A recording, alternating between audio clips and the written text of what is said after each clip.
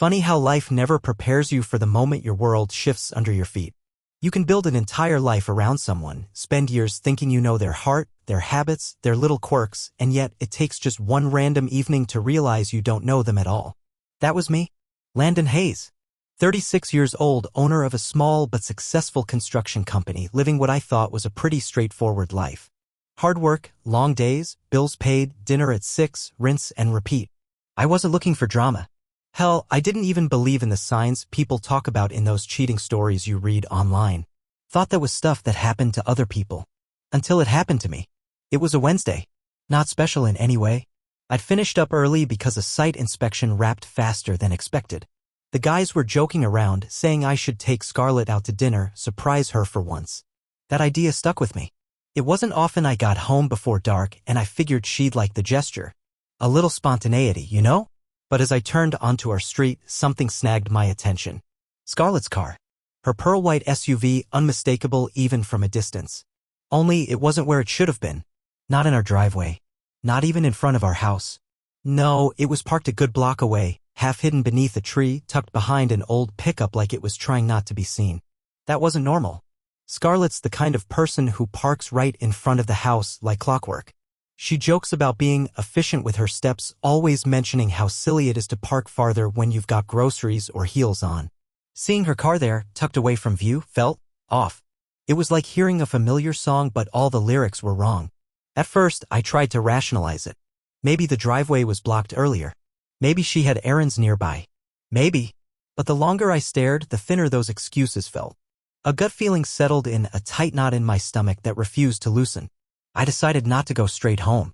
Instead, I pulled over a few houses down, cutting the engine and sinking lower in my seat. I don't know why. Instinct, maybe? The kind of instinct you don't want to trust because it whispers things you're not ready to hear. And then I saw her. Scarlett. My wife. Walking out of the apartment complex across the street from where her car was parked. Not rushing, not sneaking. Just strolling out like she belonged there. Beside her was a man, tall, dark hair, sharp jawline. Dressed like he'd just come from some business casual after-hours thing. Their heads were close, laughing about something only they knew. His hand gestured animatedly, and hers found his arm for the briefest moment. It wasn't obscene. It wasn't scandalous. But it was in asterisk, mate. You know the difference. The way people stand when there's more between them than they're letting on. It's in the body language, the lingering glances, the soft laughs that carry a different weight. It was all there, plain as day. I didn't move. Just sat there, watching as they paused near the sidewalk. He said something that made her laugh, really laugh, that throw your head back kind of laugh I hadn't heard in months. Then, after a beat, they split directions. No kiss, no obvious goodbye. Just two people peeling apart like nothing had happened. But I knew something had. I waited a few more minutes, trying to calm the rush of blood in my ears. My hands gripped the steering wheel tighter than necessary. This wasn't a scene I could unsee. It had carved itself into my brain with surgical precision. When I finally pulled into the driveway, the house looked the same as always. Our little suburban kingdom, neat and pristine.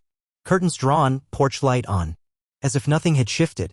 Scarlett greeted me in the kitchen, a picture of calm domesticity. She was wiping down the counter, her phone face down beside her.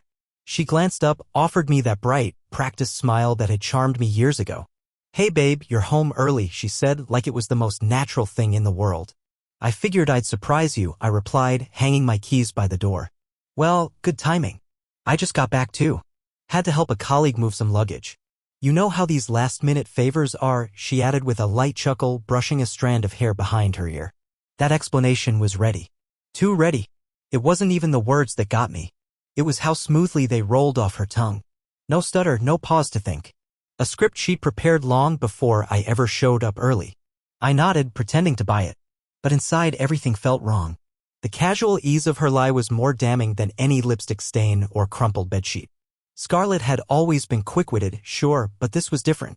This was rehearsed. Controlled. We went through the motions that evening. Dinner, small talk, the usual. But my mind wasn't there. I kept replaying that scene outside the apartment complex, her laugh with that stranger, the subtle touch on his arm. The parking spot around the corner. Every small piece lined up in a pattern I couldn't ignore. I found myself questioning everything. The work meetings that ran late. The sudden weekend trips with vague explanations. The expensive jewelry she treated herself to as a little reward. The way her phone never left her hand anymore, especially when she went to the bathroom. I had chalked it all up to work stress, to her being in a phase, to anything but what it probably was. That night, lying next to her in bed, I stared at the ceiling while she scrolled on her phone, screen tilted away from me. She smiled at something, maybe a message from that same colleague. Maybe not. Either way, she didn't share. For the first time, I didn't ask. That moment outside the apartment had cracked something in me. A small fissure in the foundation of our marriage. And cracks, no matter how tiny, have a way of spreading. I could feel the shift. The weight of unspoken things pressing down. And as much as I wanted to believe her story, as much as I wanted to hold on to the version of Scarlett I thought I knew, my gut wouldn't let me. It was the first sign. The first undeniable sign that something was broken. And no amount of pretending could make it whole again. After that night, things couldn't go back to normal. Or maybe they did, but I couldn't. Scarlett carried on like nothing had happened. Same morning routine, same perfectly curated social media posts, same casual "love you, babe" as I headed out the door. But for me, everything had changed. That crack in the glass? It wasn't just a hairline fracture anymore. It was spreading, spiderwebbing into every memory we shared. I started seeing patterns I'd ignored. It was like someone had turned on a light in a room I didn't know was dark. The moments were always there, I'd just been too blind to connect them. Like how she'd suddenly become a night owl this past year. For the first 5 years of our marriage, Scarlett was the early-to-bed, early-to-rise type. She used to tease me for working late, claiming she needed her 8 hours or she'd turn into a swamp witch. But somewhere along the way, she'd flipped that script. Now she was up until midnight, scrolling endlessly, texting with coworkers about big projects that, conveniently, never seemed to involve her boss. Then there were the business trips. They used to be once or twice a year, planned out well in advance. But lately, they popped up like weeds. Last-minute conferences in cities I'd never heard her mention before. No invitations to join her. No photos with colleagues. Just vague mentions of back-to-back meetings and exhaustion. Always so tired when she got home, yet somehow energized enough to spend hours getting ready for the next networking event. At the time, I chalked it up to her career taking off. I was proud, honestly. She'd worked hard to climb the ladder in her company. Why wouldn't I believe her? Trust is supposed to be the default in marriage, right? But looking back, the signs were all there. Like how she developed this habit of keeping her phone with her at all times. Scarlett used to leave it lying around without a second thought. Now it was always within arm's reach. And I mean always. Bathroom trips. Laundry folding. Even during dinner, it would sit face down next to her plate, buzzing softly every few minutes. I remember one night, I jokingly reached for it, saying, "Who's blowing you up this late? Must be important." The look she ***********, me, that instant flash of panic before she masked it with a laugh, stuck with me longer than I wanted to admit. And an *****, Macy? That was the slowest, cruelest change. We used to be close. Not just physically, but in the little things. Casual touches, hand-holding during walks, random hugs in the kitchen. Those moments had faded, replaced by surface-level interactions. Conversations became transactional. Can you grab milk? Did you pay the utility bill? The warmth was gone, replaced by a kind of polite distance you'd expect from roommates, not partners. At first, I blamed myself. Maybe I was too wrapped up in work. Maybe I wasn't giving her enough attention. I told myself this was just a rough patch, that every marriage hits those. I even considered planning a weekend getaway to rekindle what we'd lost. But every time I suggested something, she had a reason to say no.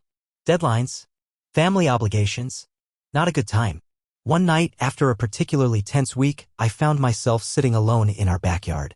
The stars were out, but they offered no comfort. Scarlett was inside, finishing up emails. I sat there, beer in hand, and wondered when exactly we'd started living separate lives under the same roof. I thought about the expensive bracelet she'd bought herself last month. A reward for hitting my targets, she'd said. No big deal. But now I questioned whether the target had anything to do with work at all. And then there was the subtle shift in her attitude. She'd grown sharper, more impatient. Things that never used to bother her suddenly became points of contention. I'd misplace my keys and it would turn into a lecture about responsibility. I'd ask her about her day and she'd respond with clipped, one-word answers like I was prying into something I had no right to know. It wasn't always like that. I remember how she used to light up when I asked about her work. How she'd excitedly ramble about new projects, office gossip, even her dreams of starting her own business one day. But now every question seemed to annoy her, as if my interest was an intrusion.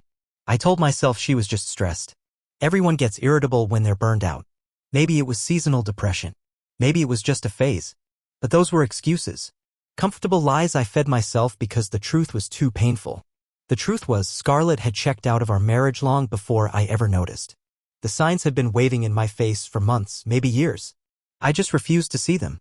But after that night, after watching her laugh with that man outside the apartment complex, the dam broke. Every ignored red flag came rushing back in vivid, brutal clarity. I thought about how she'd started wearing new perfume. A scent I hadn't noticed before. Musky, deeper than her usual floral notes. When I asked her about it, she said it was a free sample from a coworker. Seemed harmless. But now that story felt as thin as tissue paper. Even her wardrobe had subtly shifted. Scarlett had always been stylish, but in recent months her casual outfits were replaced with more calculated looks. Dresses that hugged her figure a little tighter. Heels a little higher. Lingerie purchases she never wore at home. For a while, I was flattered. Thought maybe she was trying to spice things up for me. But when those new pieces never made an appearance in our bedroom, when they only seemed to coincide with her business dinners, the flattery turned to suspicion. And yet, even with all that, I didn't confront her. Not yet. Part of me was still clinging to the hope that there was an innocent explanation. That maybe I was overthinking, falling victim to paranoia. But deep down, another part of me knew that trust, once cracked, doesn't just fix itself. I started paying closer attention. Watching for patterns. Tracking the inconsistencies in her stories. Who she said she was meeting versus where she actually was. The little slips, like mentioning a conversation with a coworker she'd told me was on vacation. Or saying she was too tired for date night only to post a picture later with the caption, "Hustling never stops." I didn't tell anyone. Not yet. Pride kept me quiet. The idea of admitting that my marriage was rotting from the inside out, it was humiliating. I wasn't ready to be that guy. But I was starting to realize that ignorance isn't the same as peace. Scarlett's betrayal wasn't a sudden event. It was a slow erosion, one I had watched happen in real time but refused to name. Now there was no denying it. The red flags weren't subtle anymore. They were flashing neon signs, screaming what my heart had been trying so hard not to hear. Scarlett was cheating. And I was the last to know. There's a moment in every betrayal where suspicion turns into certainty. That moment hits like a freight train, fast, heavy, and devastating. For me, it came in the form of an email. An anonymous email, to be exact. It was a Thursday morning, nothing remarkable about it. I was at my office, sifting through invoices and scheduling next week's projects. Just another day of trying to keep the business and my sanity running smoothly. My phone vibrated on my desk. New email. The subject line was simple. Cold. Thought you should know. No sender name, no signature. Just that. I don't know what made me open it right away. Maybe it was instinct. Maybe I already knew, somewhere deep down, that this wasn't a spammy link or a joke. Either way, I clicked. What stared back at me shattered any illusions I had left. There were photos. Dozens of them. Scarlett. My wife. Wrapped up in the arms of the same man I'd seen her with outside that apartment complex. Only now there was no mistaking the nature of their relationship. These weren't casual, friendly encounters. These were an asterisk, mate. Close. Familiar in ways that twisted my gut. One photo showed them by her car in the parking lot of that same apartment building. His hand was on her lower back, guiding her toward his vehicle. Another *T captured them leaning in close, her fingers brushing his jaw, lips nearly touching. The final photo, the one that burned into my mind, was of them kissing. Full on, no ambiguity. A kiss that didn't belong to colleagues. Attached to the email was a video clip. Surveillance footage. The timestamp was just 3 nights prior. I sat there, motionless, as I watched Scarlett walk out of his apartment building, hand in hand with him. They paused by his car, exchanged a few words, then kissed, deep and unhurried. After that, she casually straightened her blouse, adjusted her hair, and got into his car. Less than an hour later, according to the footage, she returned, walking into our home with that same polished composure she always wore. Like nothing had happened. Like she hadn't just detonated a bomb in our marriage. The betrayal wasn't in the kiss itself. It was in the ease of it. The routine. As if this was just another Tuesday for her. No guilt. No hesitation. I couldn't breathe. Couldn't think. For a long moment, I just stared at the screen, trying to reconcile the woman I was seeing with the woman I married. Trying to understand how I had been so blind. I always thought if this ever happened to me, I'd react with rage. Flip a table. Punch a wall.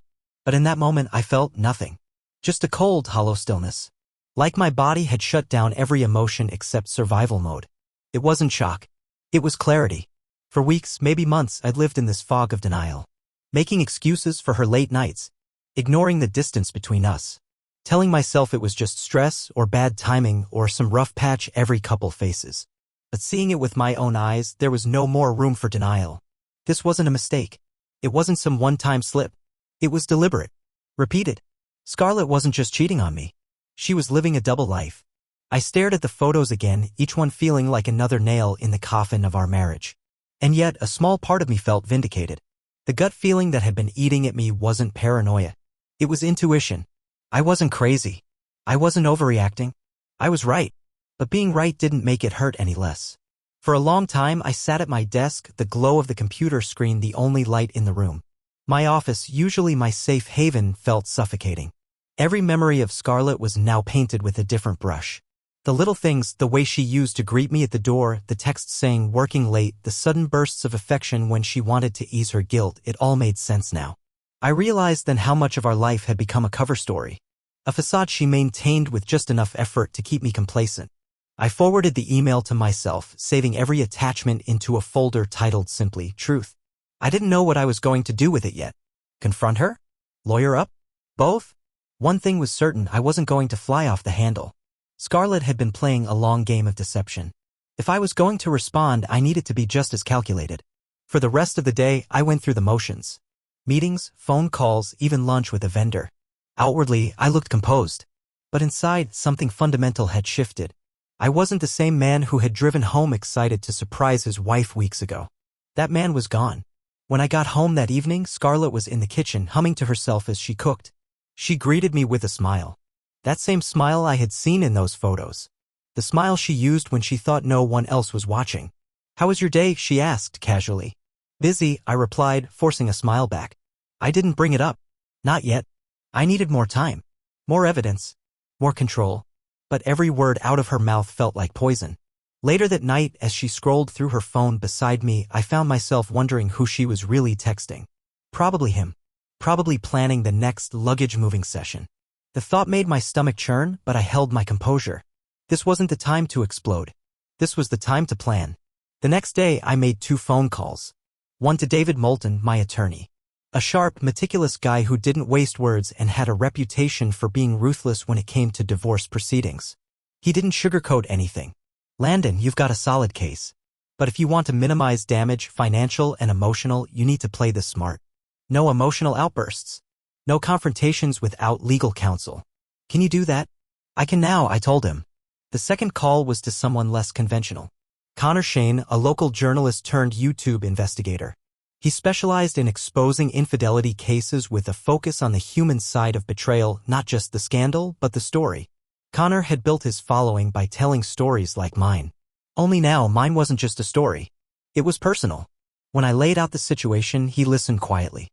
When I finished, he said, "You're not the first, Landon. But we can make sure you're the last person she fools. If you want the truth out there, I can help." That was the moment the anger found its shape, not in blind rage, but in resolve. I wasn't going to yell at Scarlett. I wasn't going to beg for explanations or apologies. I was going to dismantle the life she'd built on lies. Piece by piece. Quietly. Methodically. But first, I needed her to keep believing I was in the dark. That evening, Scarlett poured herself a glass of wine and joined me on the couch, asking about my day. She leaned in close, resting her head on my shoulder. The audacity of it stung. Here she was, playing the role of the loving wife, while behind the curtain she was someone entirely different. I didn't flinch. Didn't pull away. I played along. Because now I had the undeniable proof. And soon she would know that I knew. You'd think the worst part of betrayal is the moment you find out. That gut punch of undeniable proof. But it's not. The worst part comes after, in the quiet hours, when you realize you have to live with it. Day in, day out. Knowing the truth, pretending you don't. I wasn't going to be the guy who blew up his life in a fit of rage. Scarlett wanted me to react emotionally. That would give her leverage. Make me the unstable husband in the divorce papers she was probably already drafting. No, if this was going to be a war, I was going to be the general, not the grunt rushing the front lines. I spent the next week building my case. Every text, every email, every shady receipt she left lying around. I pulled security footage from her home system, the one she always forgot recorded the driveway and front door. Sure enough, I caught clips of her sneaking back home at odd hours, hair tousled, clothes slightly disheveled. The timestamps matched perfectly with her so-called business meetings, I even found credit card charges she'd carelessly made on our joint account. Hotel bars, upscale restaurants, places we'd never gone together, places I never even knew she liked. Every piece of evidence went into a folder. I labeled it something poetic, Scarlett's reality. Fitting, since she'd spent so much time crafting a fantasy. David, my attorney, was thrilled. "You're making my job too easy," he said. "Most people come in here with suspicions. You're giving me a slam dunk." Good. I wanted this airtight. While the legal machine churned, I reached out to Connor, the YouTube journalist. He was exactly the kind of guy you'd want in your corner for something like this, cool-headed, precise, but with a flair for storytelling that hit people where it hurt. We met up in a small coffee shop across town, away from prying eyes. I laid everything out, the photos, the videos, the texts. His reaction was professional, but even he couldn't hide a smirk of disbelief. "Classic narcissist move," Connor said. "She thinks she's untouchable. That's where they always slip up." We brainstormed how to present the story, not as a bitter husband's revenge, but as a cautionary tale. A real look into how deception corrodes trust, how appearances mean nothing when the foundation is rotten.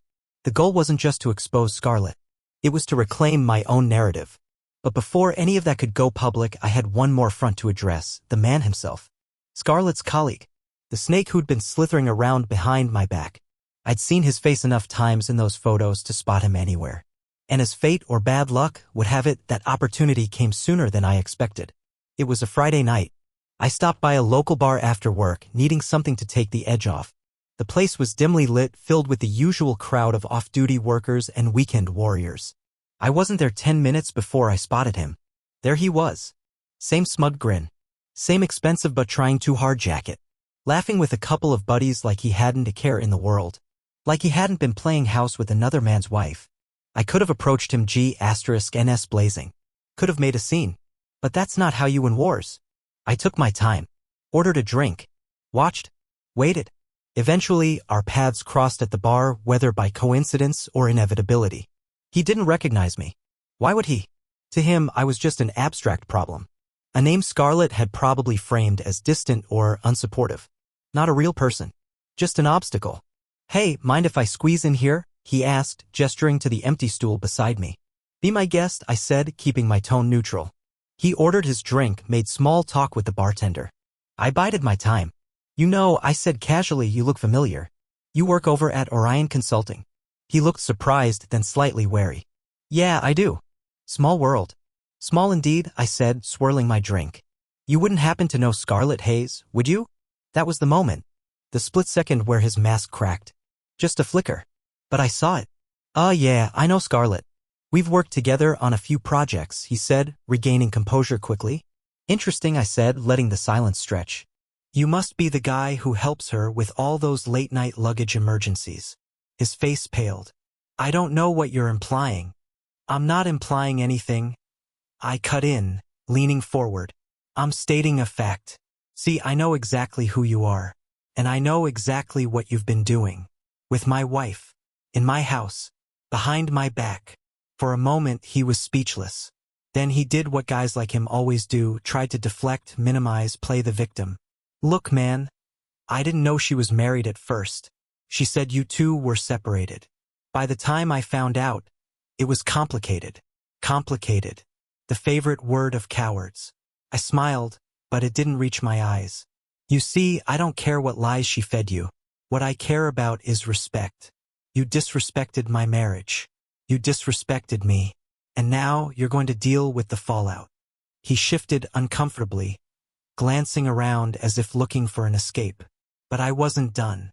"Don't worry. This isn't the part where I throw a punch or drag you outside. That'd be too easy. You're not worth the assault charge. But I do want you to know this, your face, your name, your actions, they're all going to be very public very soon. And when they are, I want you to remember this moment. Remember that I gave you a warning." His bravado crumbled. He muttered something under his breath. An apology, maybe, or a curse, but I didn't care. I said what I needed to say. The real battle wasn't going to be fought in that bar. It was going to be fought in courtrooms, on YouTube screens, in the court of public opinion. By the time I left, the weight on my chest felt a little lighter. Not gone, but manageable. Scarlett had made her choices. Now it was my turn. Over the next few days, everything was set in motion. David filed the preliminary divorce papers, citing infidelity with comprehensive evidence. Connor began prepping the video exposé, carefully crafting a narrative that would resonate without turning it into a smear campaign. We weren't out for blood. We were out for truth. But I knew Scarlett wouldn't take it lying down. She was a fighter, a manipulator. She wouldn't go quietly. That was fine. I was ready. For the first time since this all began, I wasn't playing defense anymore. I was setting the board. And checkmate was coming. I knew Scarlett wouldn't take it quietly. I'd lived with her long enough to know she didn't lose gracefully. Maybe that's why I wasn't surprised when the first *TS of her counterattack came flying barely a week after I filed for divorce. The official papers had been delivered, served with all the dignity and professionalism the legal system allows. Scarlett didn't flinch when she got them. At least not in front of me. She signed for the envelope like it was a package from Amazon, barely glancing up as the process server wished her a good day. But behind that mask, I could see the storm brewing. She went quiet for 3 days. Not a word. Just the usual forced civility in the kitchen. The stiff air of polite strangers sharing a house. But it wasn't peace. It was the silence before the first cannonball hits. And when it hit, it was vicious. It started with a letter from her attorney, a demand for spousal support, half the business assets, and, laughably, an attempt to claim emotional abuse as grounds for favorable settlement. Apparently, in Scarlett's version of our marriage, I was a cold, controlling husband who stifled her career and isolated her from friends. A pattern of psychological manipulation, her lawyer called it. The audacity. This wasn't just a defense strategy. This was character assassination. But she didn't stop there. No, Scarlett played dirty. She went to my mother. My mom, a soft-spoken woman battling early stages of Parkinson's, had always adored Scarlett, treated her like a daughter, and Scarlett used that. She showed up at my mother's house, crocodile tears and all, spinning a tale of a marriage broken by control and emotional neglect. She painted herself as the victim, hinting at stories of aggressive behavior and verbal intimidation. When my mom called me later, her voice shaking, asking if what Scarlett said was true, it took everything in me to stay calm. That conversation, hearing doubt in my own mother's voice, hurt worse than any legal document. Scarlett knew exactly where to hit. But I was ready. David, my attorney, wasn't surprised. Classic misdirection, he said. She's trying to muddy the waters, make you react emotionally. Don't give her that win. I didn't. Instead, I gathered more evidence. Texts where Scarlett mocked my business behind my back. Voicemails where she berated me for imagined slights. Bank statements showing her funneling money from our joint accounts into a private one months before I ever suspected a thing. We lined everything up. Every lie she told was met with documented proof of her deceit. But the real blow came through Connor's work. The exposé video. When we uploaded it to his channel, we made sure to keep it factual. No rage-fueled rants. No personal attacks. Just the truth presented clearly. Surveillance footage. *TS. Financial records. Connor narrated it with the detached tone of a journalist, focusing on the broader issue of betrayal and manipulation in relationships. But people knew. They knew exactly who the story was about. The response was immediate. Scarlett had spent years cultivating a certain image: polished, successful, charming. On social media, she was the poster child for empowerment and modern marriage. Her followers adored her curated life. But reality has a way of cutting through filters. As the video spread, comments flooded in. People dissected every frame, every message, every receipt. Sympathy for her eroded fast.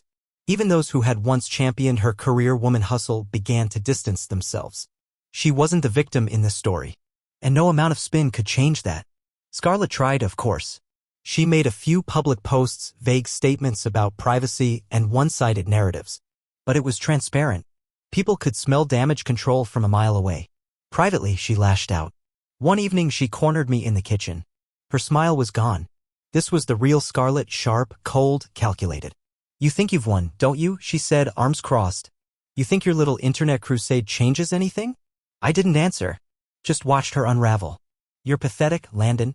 You couldn't keep me happy and now you're trying to punish me for it." Do you really think dragging me through the mud makes you look like a man? There was a time when her words could cut me. That time had passed.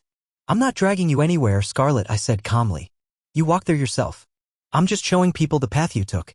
That struck a nerve. She threw her glass into the sink with a crash and stormed out, slamming the door with enough force to rattle the windows. The next day, her lawyer filed a counterclaim accusing me of harassment. A desperate move, easily disproven with timestamps, footage, and plain old common sense. David handled it with surgical precision, dismantling every false claim until her legal team started backpedaling. But Scarlett wasn't done with her games. She started contacting my clients. Subtle messages disguised as friendly check-ins but laced with implications. Questions about my reliability, my state of mind. She wanted to hurt my livelihood, turn my business into collateral damage. It didn't work. Turns out, when you've spent years building a reputation on honesty and hard work, people don't abandon you over gossip. My clients knew me. More importantly, they didn't know her beyond the polished facade. Still, it was exhausting. Every day felt like a new battle. Scarlett wasn't fighting to save the marriage. She was fighting to save her ego. But with every attack, her credibility eroded further.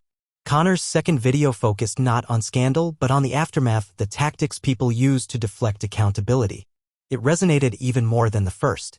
Viewers saw through her smokescreens. They weren't interested in her curated victimhood.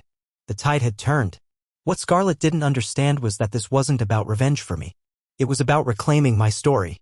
For months, she controlled the narrative through lies, through manipulation, through calculated half-truths whispered to anyone who'd listen.